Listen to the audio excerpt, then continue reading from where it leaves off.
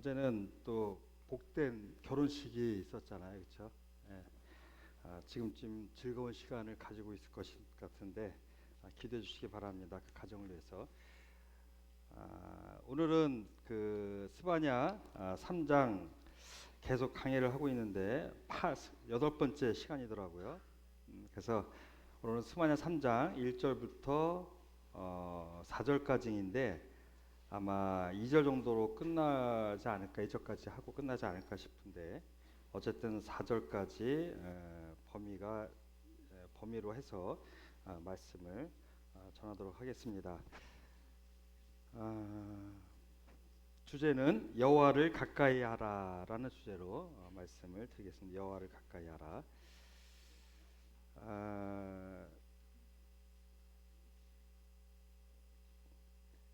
지금 본문, 오늘 배울 본문은 이 말씀을 읽기에 앞서 참 제가 요즘에 이렇게 뭐 타교의 성도님하고도 교제를 잠깐 하고 이렇게 교제들을 좀 하면서 물론 좀 시간이 지난 얘기들이지만 별로 이렇게 좋지 않은 얘기들을 이제 다시 한번 또 확인을 하는 시간을 좀 가졌습니다. 이제 지역에 보면 물론 다행히 우리 교회는 아직까지 그런 일이 없는데 지역 교회를 보면 가정들이 깨지는 경우가 종종 있어요. 그렇죠? 그 전에 그런 소식이 없었잖아요. 그냥 제가 한 10여 년, 20여 년 전만 해도 한 가정 정도로 알고 있었는데 어느 날부턴가 종종 듣게 돼요.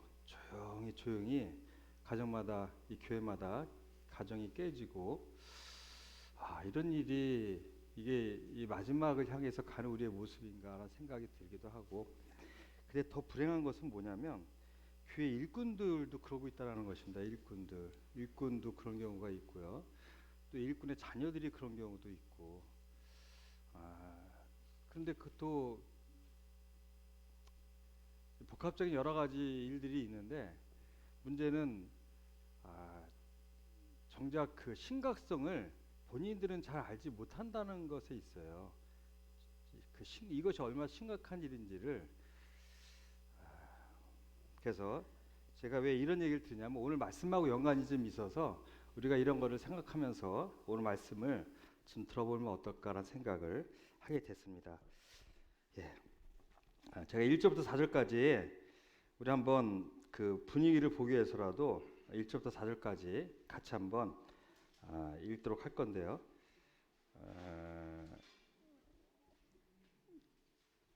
그냥 같이 읽겠습니다. 자, 1절부터 4절까지 시작. 패역하고 더러운 곳 포악한 그 성읍이 화했을진저 그가 명령들을 듣지 아니하며 교훈을 받지 아니하며 여호와를 의뢰하지 아니하며 자기 하나님에게 가까이 나아가지 아니하는도다. 그 가운데 방백들은 부르짖는 사자요 그의 재판장들은 이튿날까지 남겨두는 것이 없는 저녁이리요 그의 선지자들은 경솔하고 간사한 사람들이요 그의 지상들은 성소를 더럽히고 율법을 범하였도다. 분위기가 벌써 암울하죠. 그냥 말씀을 자세히 안 보더라도 이 지금 우리가 읽은 말씀을 볼 때 야, 어떻게 이렇게 하지? 또 아니면 이게 지금 우리의 모습하고 너무 흡사하네 이런 생각들을 할 것인데 스바냐는 잘 아시는 말 제가 여러 번 말씀드렸던 것처럼 이 요시야 왕의 종교 개혁에 영향을 준 선지자 예레미야와 함께 두 사람 중에 한 사람으로 알고 있습니다. 그래서 요시야 시대의 그 암울함은 우리가 잘 알고 있잖아요. 성전에 므낫세가 그 각종 우상들을 세웠고 성전에 그렇죠. 백성들은 이 앞서는 자들의 그런 모습을 따라하는 것을 즐거워했고, 그래서 요시아가 개혁을 했지만 말씀을 자세히 보면 백성들은 겉으로는 순종했지만 속마음은 따라갈 생각이 없었어요. 그래서 요시아 왕이 죽고 그 다음에 왕들이 세워질 때 그들은 바로 다시 우상을 섬기고 음란히 행하는 모습들을 보였던 것을 우리는 성경을 통해서 보고 있습니다. 중요한 건 처음에는 리더십의 문제라고 할 수 있는데 나중에는 다 같이 그렇게 행해요. 다 같이. 그리고 그게 좋아서 그걸 버리지를 못해요. 근데 앞에서 강하게 이끌면 조금 따라가는 흉내는 내요. 근데 그것이 끝나면 다시 자기가 좋아하는 것을 추구하는 게 우리의 본성입니다.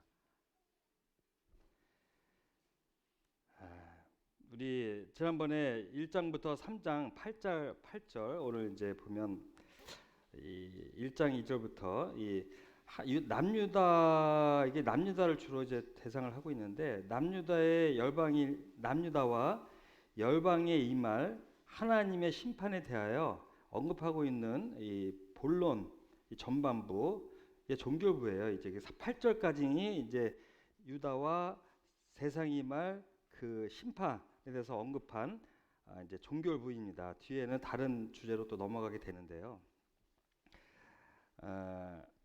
열방이 임할 하나님의 심판에 대해 지난번에 시간에 이제 말씀을 드렸습니다. 또 2장 4절부터 15절에 이어 남유다 예루살렘이 임할 하나님의 심판을 선포하고 있는데, 우리가 잘 아시는 것처럼 1장에서 이미 우리는 남유다에 대한 하나님의 심판 예언을 언급한 바가 있습니다. 1장 4절부터 18절에서. 그럼에도 불구하고 지금 오늘 또다시 이 유다에 대한 하나님의 심판을 언급하고 있는데, 그 당시에는 심판을 언급했다고 하면, 심판받을 것을 언급했다고 한다면, 오늘 이 3장 1절부터 4절은 그들이 왜 심판을 받아야 하는가에 대해서 언급하고 있는 것입니다. 그들이 심판을 받을 수밖에 없는 그 필연성에 대해서 오늘은 이제 말씀을 드리게 됩니다. 그래서 유다 백성들 하여금 이 스바냐의 선지자의 이런 심각성에 대한 지적을 그들이 깨닫고 회개케 하기 위해서 이 말씀을 전하고 있는 것입니다. 아직 유다는 망하지 않았잖아요, 그렇죠? 근데 제가 좀 전에 말씀을 드렸던 것처럼 요시야가 개혁을 할 때는 좀 따라가는 척했지만 결국에는 그들은 이렇게 다시 전의 모습으로 돌아가는 것을 성경은 증거를 하고 있는데요. 어쨌든 간에 이 마지막을 향해서 가는 이 유다 땅에 전해진 이 말씀을 통해서 우리는 다시 한번 나에게도 적용할 수 있는 그런 말씀이라고 생각이 들어져서, 제가 이제 1월 첫째 주에 언학은 이 말씀을 전하려다가 제가 코로나 걸려갖고 오늘 다시 서게 됐잖아요, 한 달 만에. 근데 왜 그렇게 하셨는가라는 생각을, 어쨌든 다 우연이 없으니까 우리는요. 근데 이유를 많이 생각을 하게 됐어요. 이 시간을 지나면서 그런 것들을 또 시간이 되면 말씀을 드리겠습니다. 지금 1절을 다시 이제 1절을 보시면요. 폐역하고 더러운 거 포악한 그 성읍 어디죠? 폐역하고 더러운 거 포악한 그 성읍? 예루살렘이죠, 예루살렘. 그렇죠? 예루살렘 향해서 지금 얘기를 하고 있습니다. 예루살렘아, 제가 이 말씀을 보니까 딱 생각나는 신약의 말씀이 있었어요. 우리 디모데후서 한번 볼까요? 디모데후서 3장 1절을 보시면 잘 아시는 말씀입니다만 다시 한번 우리 이렇게 나를 돌아보는 의미에서 보도록 하겠습니다. 제가 단에서도 몇 번 말씀을 드렸는데, 세상 사람들한테 이 얘기를 하면 성경에 그런 얘기가 있어, 이런 얘기를 했다고 그랬잖아요. 이거 예언의 말씀이에요. 기가 막힌. 그렇죠? 3장 1절에 보면 너는 이것을 알라. 말세에 고통하는 때가 이르러 사람들이 자기를 사랑하며 돈을 사랑하며 자랑하며 교만하며 비방하며 부모를 거역하며 감사하지 아니하며 거룩하지 아니하며 무정하며 원통함을 풀지 아니하며 모함하며 절제하지 못하며 사나우며 선한 것을 좋아하지 아니하며, 쭉쭉 그만 읽겠습니다. 밑에 보면 4절에 보면 조급하며 자만하며 뭐를 사랑하죠? 쾌락을 사랑하기를. 누구 사랑하는 것보다? 하나님 사랑하는 것보다. 경건의 모양은 있어요. 교회도 많잖아요. 우리 십자가도 많고. 근데 능력이 없어요. 능력이 말세에는. 자, 쾌락을 사랑하고, 이거는 뭐죠? 자기를 사랑하는 결산물이에요. 아내를 사랑하고 배우자를 사랑하고 자녀를 사랑하면요, 절대 아버지는, 이 부모는요 쾌락에 빠질 수가 없어요. 가정을 지켜야 되기 때문에. 아이들도요, 자기를 정말 진정으로 사랑하면 청년들 쾌락에 빠질 수가 없어요. 앞으로 살아갈 인생을 준비해야 되는데, 열심히 공부하기도 바빠 죽겠는데 세상 친구 만나고 술에 취해서, 요즘에 오늘 이제 인하대를 어떻게 남녀가 두 분이 왔어요. 이렇게 신기하죠. 형제 자매가 이제 동시에 입학을 해서 인하대를, 그것도 인천 사람도 잘 못 가는 학교를 지방에서 우리 애들이 못 가는 이유가 있어요. 이렇게 지방에서 와서 그래요. 안 오면 갈 수 있는데. 예, 그래서 어쨌든 이렇게 왔는데, 뭐 지금 다 아시는 것처럼 입학을 하면 제일 먼저 배우는 게 뭐죠? 술이에요, 술. 인하대 그 넓은 캠퍼스가 술잔치가 돼요, 이렇게. 근데 이게 언제 얘기인가요? 벌써 오래전 얘기예요. 예, 뭐 제가 새로운 얘기, 뭐 걱정드리라고 드린 얘기가 아니라 너무 다 아는 얘기이기 때문에. 예. 또 걱정하실까봐 제가 한 마디만 더 드릴게요. 우리 미니 자매가 뒤에 오래전 얘기긴 한데, 미니 자매가 20살 때 이제 인하대 입학하고 방을 구하러 올라왔을 때 제가 가이드 역할을 좀 한 적이 있어요. 근데 그 하수생 아주머니가 이런 얘기를 하더라고요. 지방에 자취하는 곳하고 인하대는 좀 다르다. 애들이 공부를 열심히 하던 애들이라서 절제도 잘하고 분위기 좋으니까 걱정하지 마세요 그러더라고요. 근데 이 캠퍼스 술 먹는 애들은 인천 애들이에요. 인천 애들.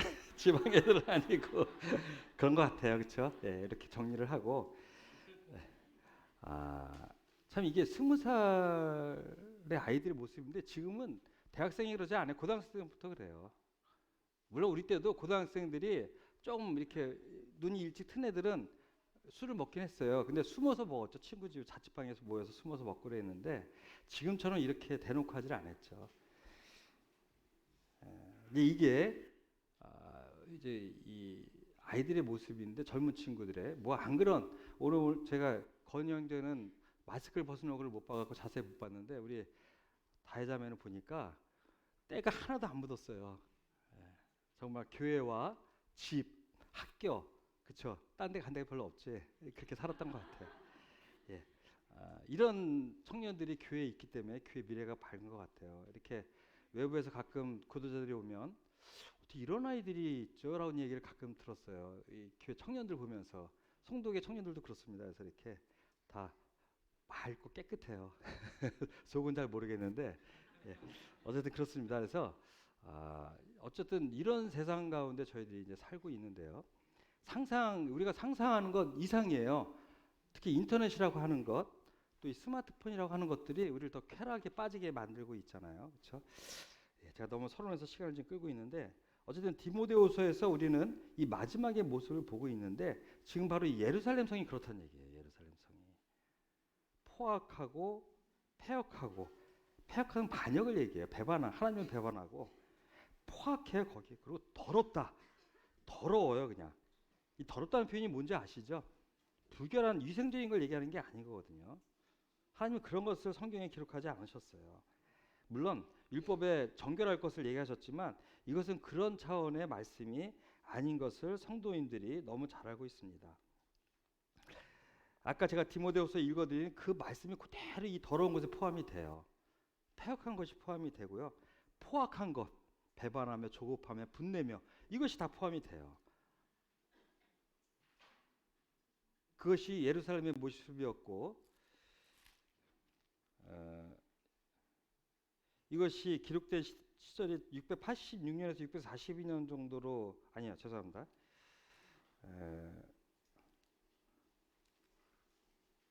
한 630년경에 기록된 거로 보이고 있는데요. 유다 땅이 몇 년도에 멸망을 했죠? 유다가 756년이죠. 맞죠? 756년. 죄송합니다. 586년이요. 586년이니까 정말 이제는 한 40년 정도 남은 시절이에요. 40년. 유다의 멸망이 586년, 640년이니까 BC니까요. 거꾸로 계산해야 되니까. 정말 얼마 남지 않은 시절을 지금 다루고 있으니까 지금 우리의 모습이에요. 우리의 모습. 그렇죠? 자, 이런 모습을 우리가 지금 성경은 기록을 하고 있는데요.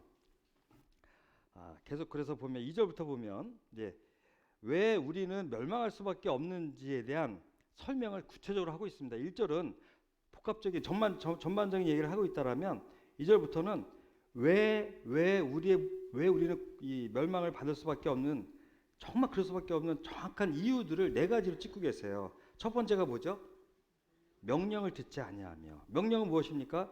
율법과 선지를 통하여 계속 우리에게 말씀하셨어요.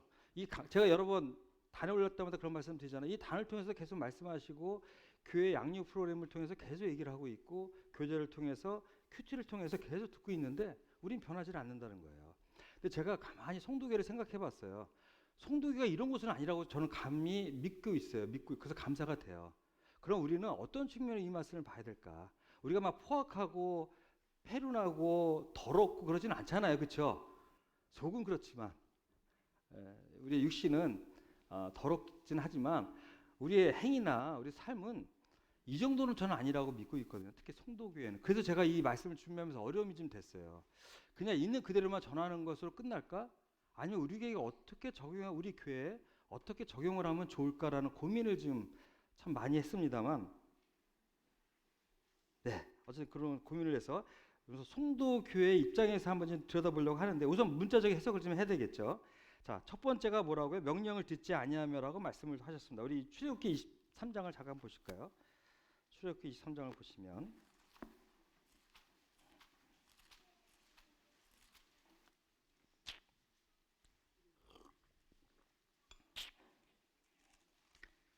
출애굽기 23장 20절 22절을 같이 한번 크게 읽도록 하겠습니다. 마이크가 혹시 옆에 계신 형제님 계신가요? 누구? 준성이님 앞에 마이크 있네. 이 마이크 좀 켜주실래요? 앞으로 제가 부탁하면 좀 읽어주세요. 예, 이것도 읽어주시기 바랍니다. 그냥 형제님께서 23장 몇 절이라고 하셨죠? 출애굽기 23장 20절부터 22절입니다. 내가 사자를 내 앞서 보내어 길에서 너를 보호하여 너를 내가 예비한 곳에 이르게 하리니 너희는 삼가 그의 목소리를 청정하고 그를 노엽게 하지 말라. 그가 너희의 허물을 용서하지 아니할 것은 내 이름이 그에게 있음이니라. 내가 그의 목소리를 잘 청정하고 내 모든 말대로 행하면 내가 내 원수에게 원수가 되고 내 대적에게 대적이 될지라. 우리 예레미야 우선 이거 감사합니다. 이 말씀을 보면요, 주께서는 내가 사자를 내 앞서 보내어 길에서 너를 보호하여 너를 내가 예비한 곳에 이르게 하리니 너희는 상가 그의 목소리를 청중하고 그를 노엽게 하지 말라. 그가 너희의 허물을 용서하지 아니할 것은 내 이름이 그에게 있음이니라. 이 사자는 이 몫을 청종하고 내 이름이 그에게 있음이라는 21절의 말씀을 통해서 예수 그리스도로 보는 것이 성육신하신 우리 하나님의 사자를 예수 그리스도로 보는 것이 맞는 것 같습니다. 어쨌든 우리는 그의 목소리, 주의 영이 우리 안에 계신 성령님은 하나님의 거룩한 영이면서도 주의 영이라고 불려지고 있습니다. 그렇죠? 성령님, 하나님의 영, 주의 영, 그 영이 우리 안에 계시잖아요. 그분께서는 우리를 계속해서 말씀하시고 보호하시고 또 오늘 예배 시간에 어떤 형제님이 그 기도할 때 참 감동이 됐는데 그 비밀, 하늘에 속한 놀라운 비밀들을 신비로운 비밀을 제가 알고 있다는 거예요. 하나님을 알고 있고 하나님의 마음을 알고 있고 이 땅을 향하신 하나님의 진노도 알고 있고 이 땅을 향하신 하나님의 사랑이 어떻게 이루어지고 있는 것도 알고 있다는 거예요. 이거 얼마나 대단한 거 아닙니까? 아인슈타인이 아무리 머리가 좋고 똑똑하면 뭐예요? 물론 그도 크리스찬으로 제가 알고 있는데 정말 아무리 석학이면 세상에 최고 하는 경제학자고 무슨 학자면 뭐합니까? 다 썩어 없어질 건데, 그렇죠? 근데 우리는 영원한 것을 알고 있어요. 영원한 것을. 네. 우리는 그 비밀을 알고 있는 그래서 우리는 그의 그 사자의 우리 주님의 그 음성을 청종하고 들을 때 우리는 나를 용서해 주실 것이고 또 내 원수가 되고 대적이 될지라 살아있는 존재로서 존재감을 나타낼 수가 있어요. 유다 땅이 바벨론에게는 대적의 상대가 아니에요. 그냥 껌이에요, 껌. 그냥 우스운 상대일 뿐이에요. 그러나 세상이 우리를 두려워할 수 있겠다는 거예요. 두려워할 수 있게 할 수 있다는 거예요. 세상이 우리를 감히 넘보지 못하고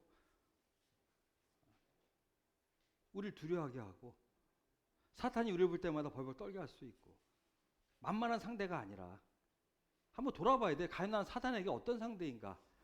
정말 만만한 상대인가? 아니면 사단이 날 볼 때마다 경계하고 있는가?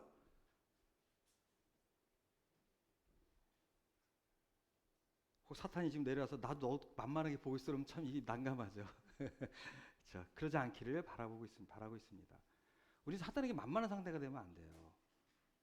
근데 너무나 많은 분들이 만만한 상대가 되고 살아가고 있어요. 근데 그거를 또 알지를 못해요.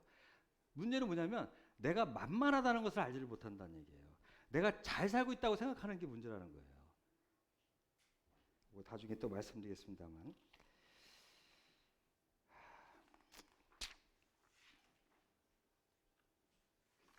예레미야 9장 13절을 읽어주시기 바랍니다. 9장 13, 14절. 예레미야 9장 11, 12, 13, 14절을 읽겠습니다.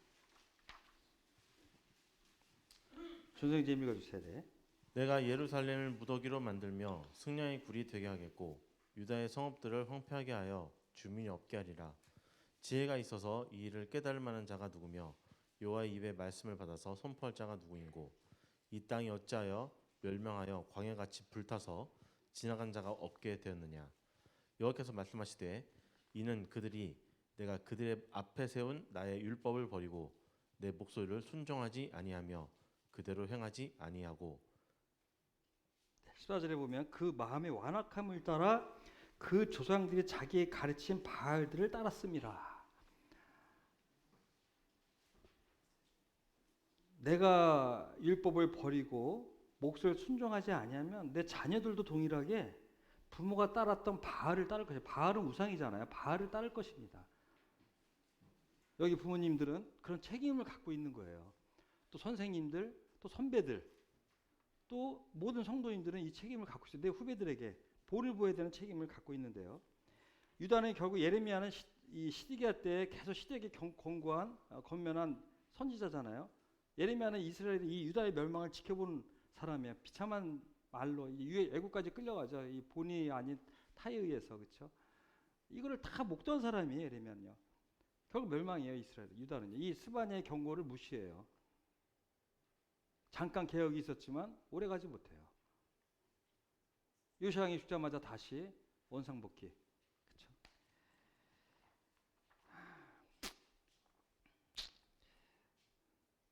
저는 우선 첫 번째 아는 것이 있었는데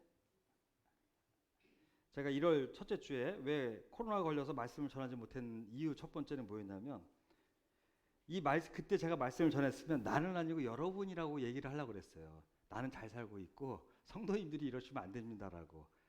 근데 그게 저였더라고요 보니까. 그래서 주님이 너 그런 상태로 말씀 전하면 안 돼서 코로나 걸리게 하신 것 같았어요. 저에게 하시는 말씀이었어요 보니까 저에게. 두 번째 또 보면 스바냐 돌아가서 본문을 돌아가 보면 두 번째 뭐죠? 교훈을 받지 아니하며. 자, 말씀을 듣지 아니하니까 또 교훈을 냈어요. 그러지 마라. 이건 이제 훈련, 징계, 책망 등의 뜻이 있는데요. 명령을 듣지 않은 이스라엘 백성을 향해서 하나님이 책망하셨어요. 때론 징계도 받고 어려움을 겪고 우리 삶에 그렇잖아요. 스스로 어떤 형님이 어떤 어려움을 겪고 나서 저에게 그러셔요. 형님, 저 이거 혼난 거예요. 에이, 왜 자꾸 아픈 걸 다 그런 쪽으로 보지 마. 이건 정확히 제가 알아요. 저 혼난 거예요. 그러시더라고요. 어떤 어려움이 혼난 거라고 하시더라고요. 주님이 저를 징계하신 거라고. 뭐 그럴 수도 있고요. 아닐 수도 있어요. 하나님이 연단을 통해서 제가 여러 말씀드리잖아요.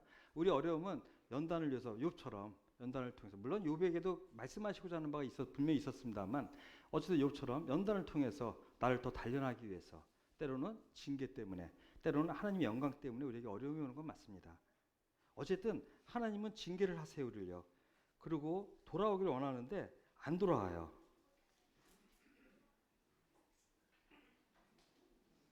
네, 계속 읽겠습니다. 세 번째가 뭐죠? 세 번째가 그러면 의뢰하지 아니하며 또 네 번째는 가까이 나아가지 아니하였도다. 의뢰하지 아니하며 가까이 나아가지 아니하였도다라고 합니다.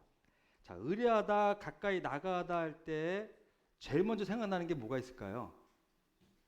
기도가 생각이 나죠. 기도가.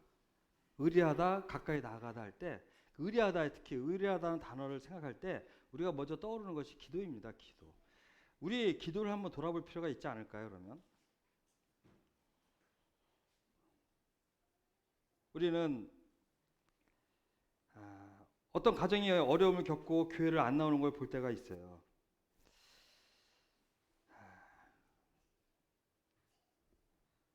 그럼 참 답답하죠. 어려움이 있으면 더 교회를 나오고 더 하나님께 나아가야 되는데 어려움이 있다고 교회를 안 나와요. 그렇죠?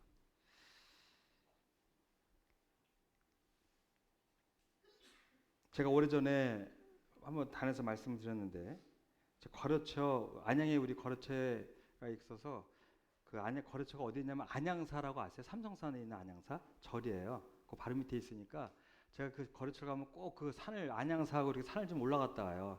뭐 일부러 가기도 어려우니까 좋아서 갔다 오는데 안양사에 이렇게 지나갈 때 보면 신발이 많이 있을 때가 있고 없을 때가 있어요. 언제 많이 있는지 아시죠? 안양사 절에 언제 많이 있죠 신발이? 특히 시험 볼 때, 수능 시험 볼 때 이렇게 특히 남자 구두는 거의 없고 여자 신발이 쭉 있어요. 낮이니까요. 그들이 뭘 기도하기 위해서 절에 왔죠? 그러면 결국 자기를 위해서 기도하러 자기를 위해서 온 거예요. 자기를 위해서 그렇죠.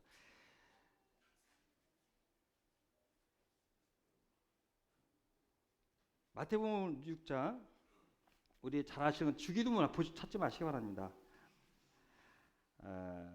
너희는 이렇게 기도하라. 그러면서 첫 번째 얘기하신 게 뭐였죠? 우리 아버지 하나님께서 거룩히 여김을 받기를 기도하라라고 얘기하세요. 그렇죠? 거룩히 여김을 위해서 기도하라고 얘기를 해요. 그건 뭐죠? 우리를 통해서 찬양을 받기 원하시는 거잖아요. 두 번째는 뭡니까? 나라가 임하옵시며. 이건 뭐예요? 먼저 그의 나라와 그 일을 구하라고 같은 맥락이잖아요. 그렇죠? 나라가 임하옵시며. 이거 뭐냐? 우리 삶 가운데 하나님의 온전한 통치가 이루어지길 기도하는 겁니다. 그래서 우리 기도는 하나님의 찬양과 내가 하나님 앞에 온전히 순종할 수 있는 그런 삶이 되게 해달라고.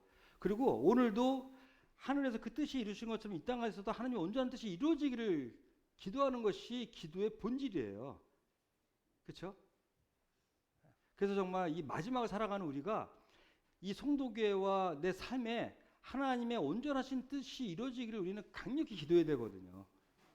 그렇죠? 근데 제가 성도님들하고 교제를 해보고 뭐 여러 가지 이제 우리 양육 프로그램도 있고 이렇게 하다 보면 다행히 이런 것을 접한 분들의 간증이 어떤 간증이 나오냐면 내 기도가 정말 나중심이었다는 얘기를 주로 하세요. 이 기도 내용에 들어가면은. 그러니까 양육을 받기 전에는 기도의 주제가 나였어요. 양육을 받은 후에는 기도 주제가 누구로 변해요? 하나님께로, 교회로 바뀌더라 이거예요. 이게 간증이에요. 이게 얼마나 우리가 말씀을 알아야 되는지를 아는 이유 중에 하나인 것입니다. 대부분의 성도들이 보면 처음에 구원받고 오랜 세월을 나를 위한 기도를 하는데요. 종교와 신앙의 차이가 뭡니까? 종교 주체는 나예요. 내가 결정하고 나를 위한 거예요. 종교는요. 내가 결정해요. 절을 가면 어떻고 힌두교 가면 어떻고 뭐 이슬람이면 어때요? 다 나를 위한 건데. 그렇게 따지면요. 오늘 이승용 형님 모셔서도 얘기했지만 무슬림들은 하루에 5번 기도해요. 우리 3번은 하죠. 3번 왜 하나요 우리가? 식사기도. 근데 그것도 가끔 세상 사람은 먹으면 안 하시는 분도 있잖아요. 그렇죠? 민망해서.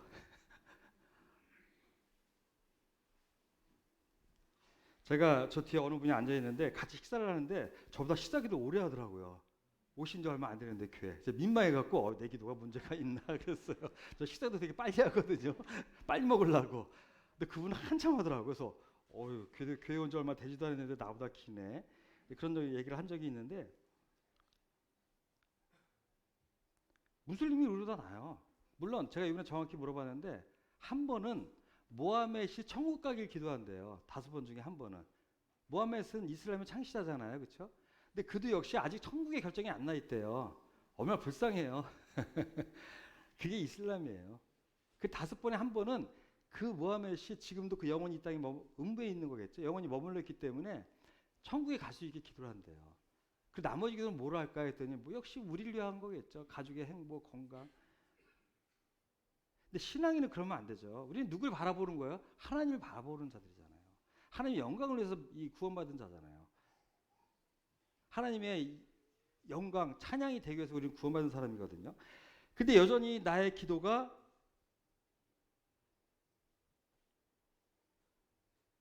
하나님이 아닌 나라고 한다라면 얼마나 이건 심각한 것입니까? 그렇죠?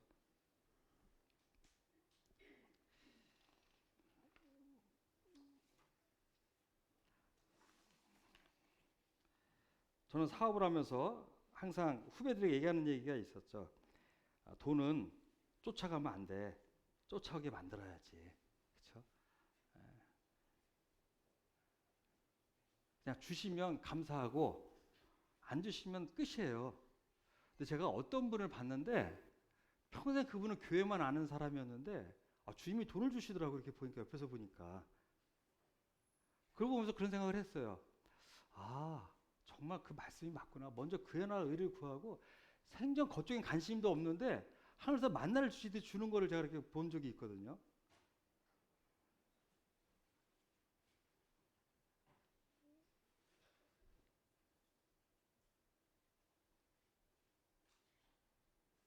제가 뭐 SBA나 단에서 여러 번 말씀드렸기 때문에 더 말씀드리기도 민망하긴 하지만 어쨌든 우리가 자녀의 결혼 문제, 뭐 사업의 문제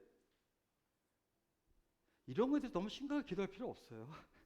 자꾸 결혼 강습해 가면은 뭐 캠프 가면은 자기 결혼에 대해서 기도를 열심히 하라고 한다는데 저는 그걸 별 권하지 않아요.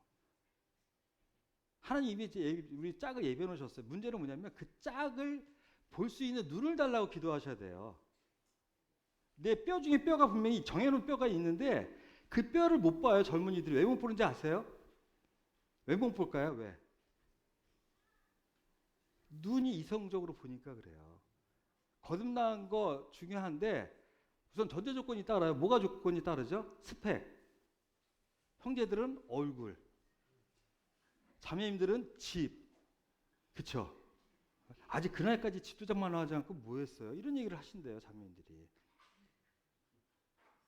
그러니까 하여간 우리는 뭔가 사업도 마찬가지고요. 뭐 그 절에 가면 막 가끔 이제 아무 철이 아닌데 절에도 그 구도가 가끔 있을 때가 있어요. 그럼 그분들은 누굴 기도하러 온 줄 아세요? 건강이나 남편 사업이에요. 물어보진 않았는데 그런 것 같아요. 주변 사람 얘기해 보면 그러더라고요. 그래서 우리의 기도를 한번 돌아볼 필요가 있어요. 정말 나의 기도는 어디를 향하고 있는가? 나를 향하고 있는가? 아니면 하나님을 향하고 있는가? 우리 요한일서 5장 14절을 보시겠습니다. 요한일서 5장 14절을 보시면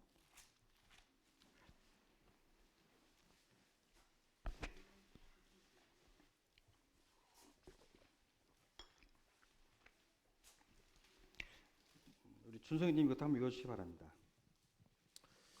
그를 향하여 우리가 가진 바 담대함이 이것이니 그의 뜻대로 무엇을 구하면 들으심이라. 네, 우리의 기도가 하나님의 뜻과 맞길 위해서 우리는 노력해야 돼요. 그리고 기도하셔야 돼요. 그래서 우리 로마서 12장을 보시면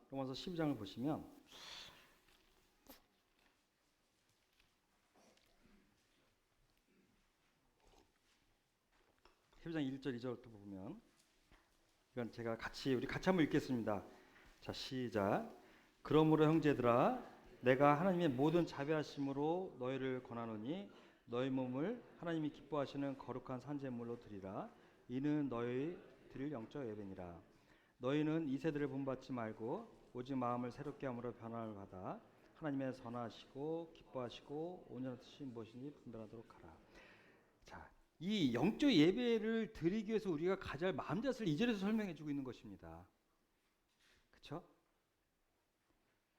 자, 이 세대를 본받지 말고 마음을 새롭게 하고 변화를 받아. 왜 그래야 되냐면 하나님의 선하시고 기뻐하고 온전한 뜻이 무엇인지 분별하기 위해서예요.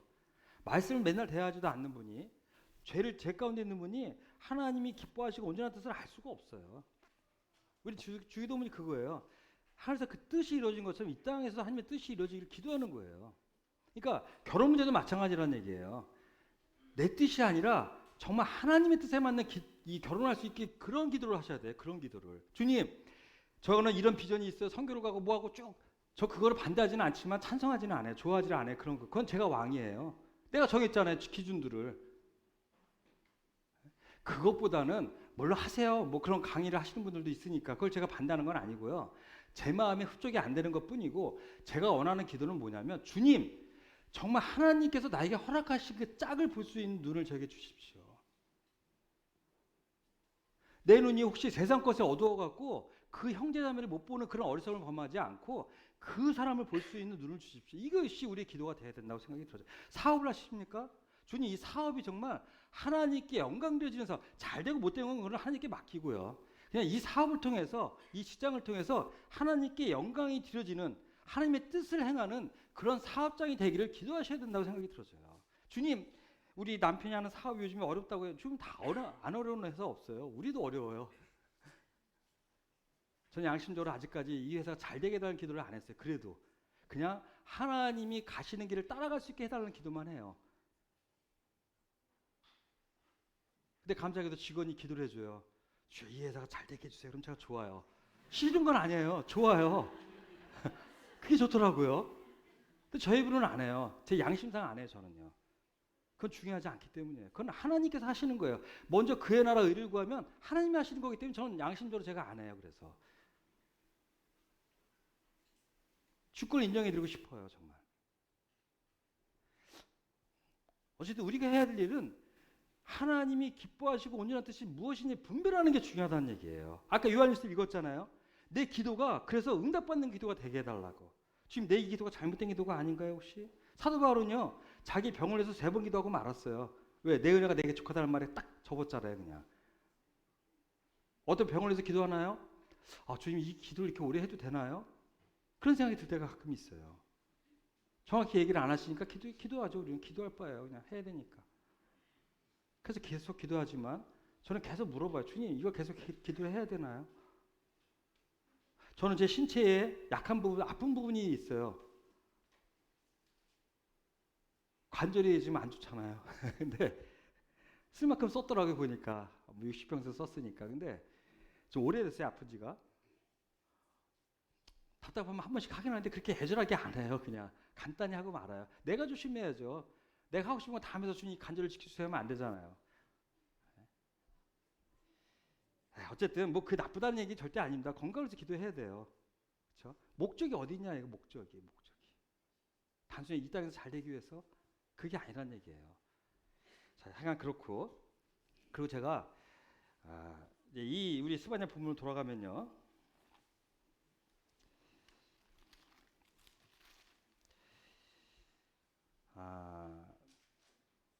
제가 한번 이런 고민을 좀 해봤어요. 왜 우리는 명령도 듣지 않고 교훈도 받지 아니하니까 당연히 여호와를 의뢰하지 않게 되고 가까이 나가지 않게 돼요. 왜 우리는 이렇게 살까라는 생각을 좀 지금 근본적인 문제를 한번 좀 찾아보고 싶었어요. 근데 이럴 때는 그 고민을 안 했어요 별로.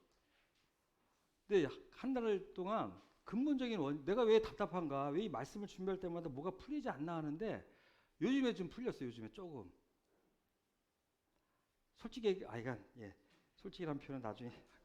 자, 근데 이 관점에서 한번 좀 교제를 해야겠다는 생각이 들었습니다. 뭐냐면 우리 고린도전서 10장 12절. 찾지 마시고 잘 아시는 말씀이에요. 고린도전서 10장 12절을 보면 선주를 생각하는 자는 넘어질까 조심하라는 말씀이 있어요. 그렇죠? 선주를 생각하는 자는 넘어질까 조심하라.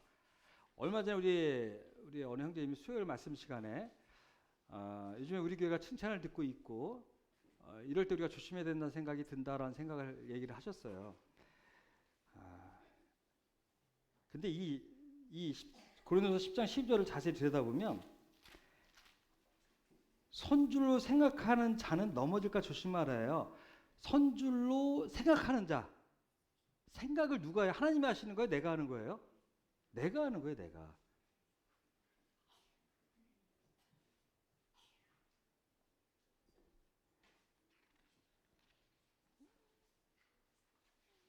저는 이제 어쨌든 교회를 섬기는 입장에서 누군가 저 앞에서 교회를 칭찬하면요. 제 기억에 한 번도 저를 자랑해 본 적이 없어요. 혹시 들은 분이 있으신가요? 뭐 우리가 뭐 이렇게 그런 얘기를 한 번도 안 했어요. 왠지 아세요? 저는 두려움을 안 해요. 하나님이 그걸 들으실까 봐.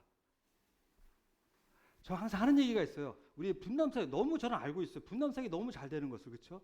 또 목요일마다 자매들이 자의해서 기도를 하고 계세요. 그 기도와 성도님들의 그 각자의 은사를 따라 섬김이 혹시 칭찬을 듣고 있다라면 그것 때문이라는 생각을 저는 100% 하고 있어요. 정말.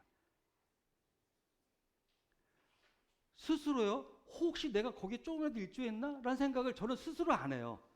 왠지 아세요? 하나님을 두려워하기 때문이에요. 한순간에 무너지는 걸 너무 많이 봐서 그래요.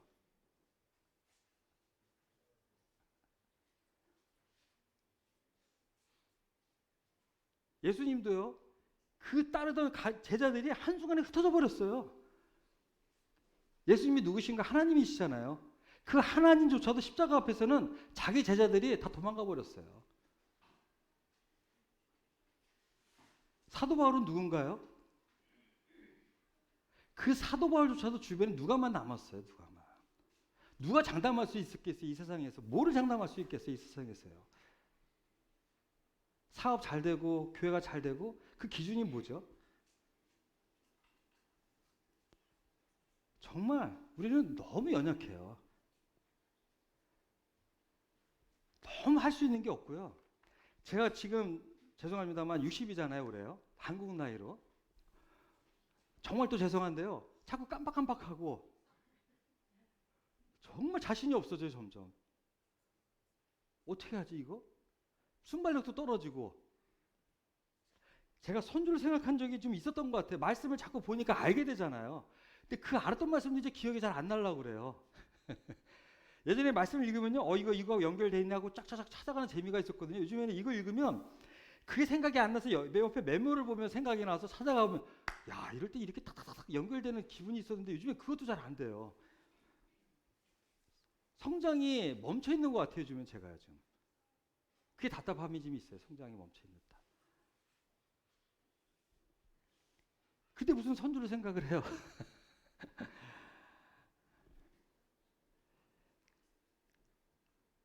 이 부분에 대해서 우리 한번 이 고린도서 10장 한번 찾아볼게요. 10장을 찾아보시면 이제 10분 정도 남았는데 10장 12절을 보시면 이 10장 12절이 그런직이란 말이 나와요. 그런직이란 말인데 그런직이면 앞에를 한번 볼 필요가 있죠. 이스라엘 백성들의 행태를 보시면 돼요. 출애굽에 그들의 그 원망과 시험과 반항을 얘기하고 있는데, 자, 왜 여기다 그런즉 선주를 생각한다는 말씀을 놓을까요? 왜요? 왜 이런 이스라엘 백성을 향해서 이스라엘 백성의 그 출애굽의 그 광야의 범죄를 얘기하다가 왜 그런즉 선주를 생각하는, 왜 이 말씀을 주셨을까요? 고린도 교회는요, 잘 아시는 것처럼 1장에 보면 은사가 넘치고 지식이 넘치고 견고한 교회예요. 근데 3장에서 뭐라 하죠? 너의 시기와 분냄이 있으니 어린아이라고 얘기를 해요. 자, 이스라엘 백성을 왜 그렇게 범죄를 했을까요? 그게 하나님 앞에서 얼마나 크나큰 범죄라는 것을 절실히 알았을까요? 몰랐을까요? 몰랐다는 얘기예요. 이게 중요한 핵심이에요. 고린도 교회가 나는 아볼로에게, 게바에게, 바울에게 이런 얘기를 하면서 그 심각성을 알았을까요? 몰랐을까요? 몰랐어요. 알았으면 이렇게 했을까요? 그래도 하나님이 두려운데? 이게 자기 방법들은 괜찮다고 생각을 한 겁니다. 이게요. 이스라엘 백성이 우상을 만들고 모세가 안 내려오니까 아론을 통해서 금송아지 만들잖아요. 자기들이 이게 잘했다고 생각을 한 거예요. 살아야지.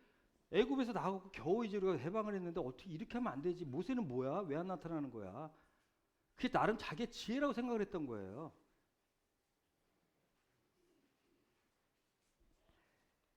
우리 고린도서 8장을 한번, 여기 9장을 10장을 폈으니까 8장을 한번 보실까요? 8장 1절부터 보면 1절부터 3절까지 우리 준성님 읽어주시기 바랍니다. 우상의 제물에 대하여는 우리가 다 지식이 있는 줄을 아나 지식은 교만하게 하며 사랑은 덕을 세우나니 만일 누구든지 무엇을 아는 줄을 생각하면 아직도 마땅히 알 것을 알지 못하는 것이요 또 누구든지 하나님을 사랑하면 그 사람은 하나님도 알아주시니라. 네, 감사합니다. 자, 지식과 사랑을 얘기한 다음에 2절에 이 지식이 있다고 하는 자들에게 뭐라고 얘기하고 있냐면 니들이 아는 줄로 생각하면 아직도 마땅히 알 것을 알지 못함이라. 왜?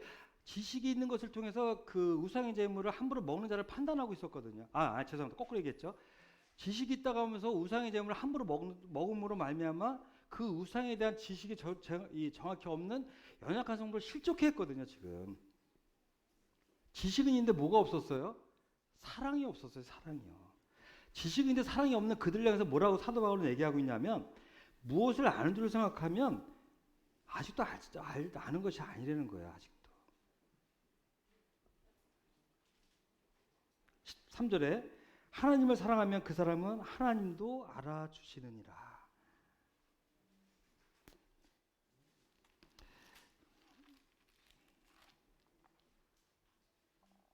요한일서 4장 7절에 보시면 찾지 마시기 바랍니다. 제가 읽을게요.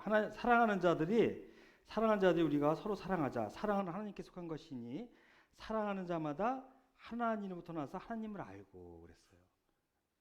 이 사랑을 안다라면 그렇게 연약한 성도를 함부로 할 수 없다라는 거예요. 그래서 사도 바울은 마지막에 뭐라고 하냐면 13절에 8장 13절에 보면 만약 음식이 내 영지를 실족하게 한다면 나는 영원히 고기를 먹지 않겠다고 얘기를 해요.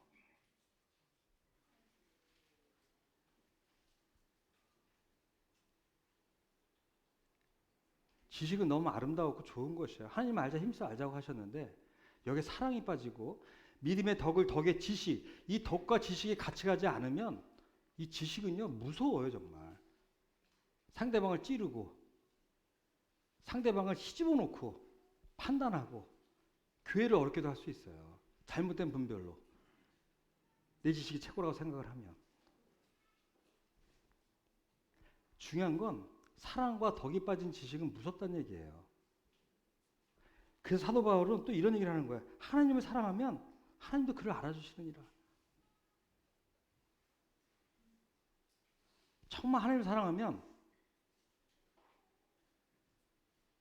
성도를 가볍게 대할 수 없다는 것입니다. 제가 아주 오래전에 어느 분에게 자꾸 성도끼리 문제가 있으니까 하나님 사랑하시죠? 네, 사랑해요. 근데 왜 이 성도를 못 받으시나요? 그거 연결하지 마세요 그러더라고 저한테. 그게 가능한 얘기인가요? 물론 저도 100% 그것을 실현하지 못합니다만. 네, 그렇습니다. 우리 하나 더 볼까요? 갈라디아서 6장 3절을 보시면요.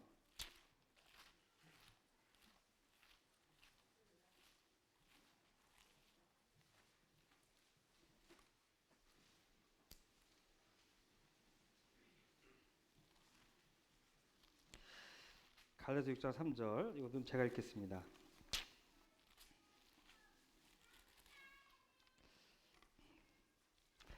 만일 누가 아무것도 되지 못하고 된 줄로 생각하면 스스로 속임이라. 자, 이 말씀도 왜 이 말씀을 하셨는지 사도 바울이 전후절을 보시면 알아요. 너희가 짐을 서로 지라 그래서 그리스도 법을 성취하라. 짐을 안 지는 사람, 서로 짐을 지라. 성도의 아픔을 내 아픔으로 여기지 않고 성도의 짐을 같이 져줄 마음이 없는 사람은 됐다고 생각하면 안 된다는 거예요.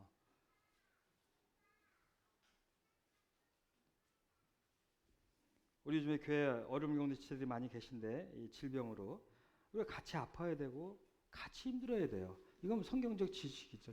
우리 가르침이죠. 그래서 이런 짐을 너가 질 생각이 없다라면 넌 아직도 멀었어라고 얘기하시는데 우리 스스로 착각을 해요. 제가 오늘 왜 이런 말씀을 드렸을까요? 혹시 이 가운데 매일 말씀도 안 보고 교회도 내가 오고 싶을 때 오고 성도 간의 관계가 좀 그렇고 내 아이를 키우는데 세상적 관점으로 잘 키우고 있어. 때론 자녀 때문에 교회를 패하기도 하고. 혹시 이런 분이 계신가요? 그런 분들의 문제가 뭐냐면, 그런 분들의 표현이 좀 그런데, 그런 우리들의 문제가 뭐냐면 심각성을 잘 모르고 있으면 문제라는 것입니다. 그것의 문제점이 이것이 얼마나 심각한 상태인지를 모르고 있는 게 문제라는 것이에요. 이 마지막을 살아가고 시간도 얼마 안 남았어요. 그리고 어떻게 제가 이 나이가 될 줄 제가 상상했을까요? 여기 20대 청년들, 나도 그런 시절이 있었어.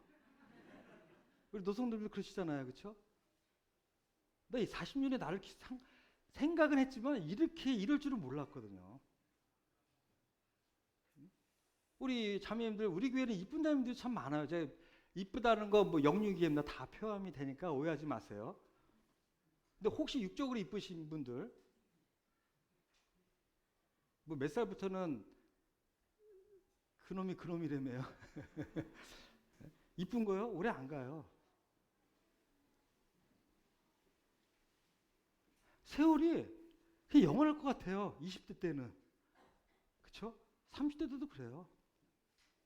우리 끄떡이는 요소병제 세월이 영원할 것 같지? 안 그래요? 지혜롭네요. 역시. 제가 정말 말씀드리고 싶은 것은 뭐냐면 혹시 내가 선주를 생각하는 자가 아닌가. 자꾸 성도님들이 어떤 권면을 해요. 왜 자꾸 저러지? 나 잘하고 있는데. 난 너희들 보면 답답해. 왜 그렇게 살지? 왜 애들을 그렇게 키워? 이 세상이 얼마나 지금 각박하고 경쟁이 치열한데 애들을 그렇게 방치해야지? 그렇게 하면 안 되는 거야. 저축도 좀 많이 해야 되고, 저축 안 하는 소리 아니 저도 해요. 관점을 얘기하는 겁니다, 관점을. 물론 저의 저축은 꺾기 저축입니다. 은행에서 하라고 하니까 대출을 받기 위해서. 근데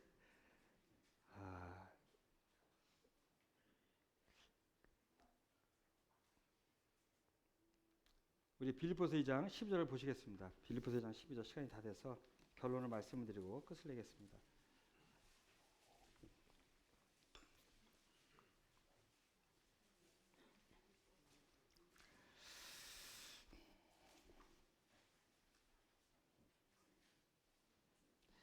같이 한번 읽어볼까요? 2장 12절. 그러므로 나의 사랑하는 자들아 너희가 나 있을 때뿐 아니라 더욱 지금 나 없을 때에도 항상 복종하여 두렵고 떨림으로 너희 구원을 이루라.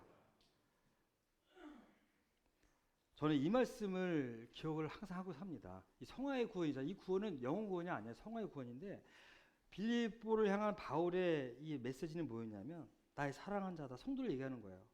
너희가 나 있을 때뿐 아니라 내가 떠날 건데 떠날 때가 걱정이 되는 거예요. 바울도. 더욱 지금 나 없을 때도 항상 복종하여 경외하라는 얘기예요. 하나님을 경외함으로 두렵고 떨림으로 너희 구원을 이루라.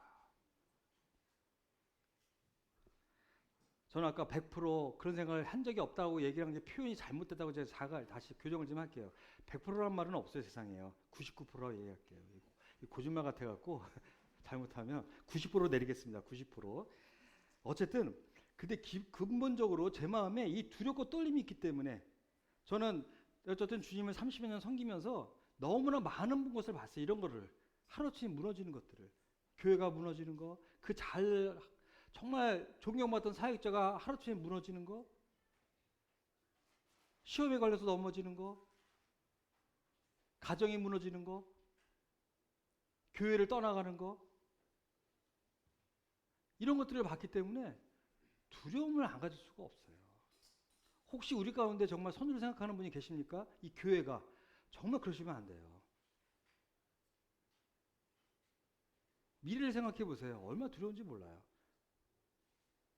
우린 청년을 생각할 때마다 청년 리더십 잘 서 있는 것 같지만 이어지지 않고 있는 걸 걱정을 했는데 요즘에 주님께도 채워주시고 계세요.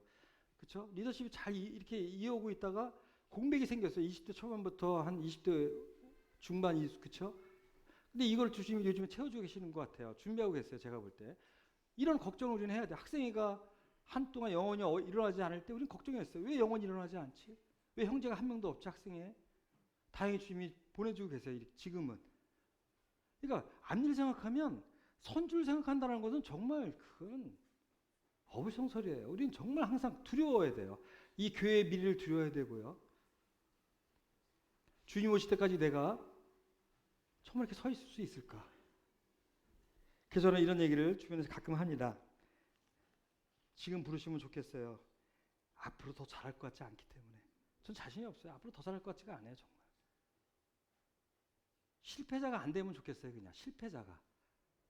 가족이 부끄러워하고 성도님들이 부과하는 그런 실패자가 안 되기만 바랄 뿐이에요. 잘하고 이런 건 없어요, 정말. 그런 생각 자체는 안 합니다, 아예 그냥. 혹 누가 칭찬해 주시면 그럴 수도 있겠죠. 별로 개념하지 않아요. 그냥 기분은 좋을 수 있겠죠. 신경 쓰지 않아요, 별로. 자, 그 다음에 우리 이사야 66장 2절 말씀만 2절 읽고 끝내겠습니다. 이사야 66장 2절, 이사야 66장 2절.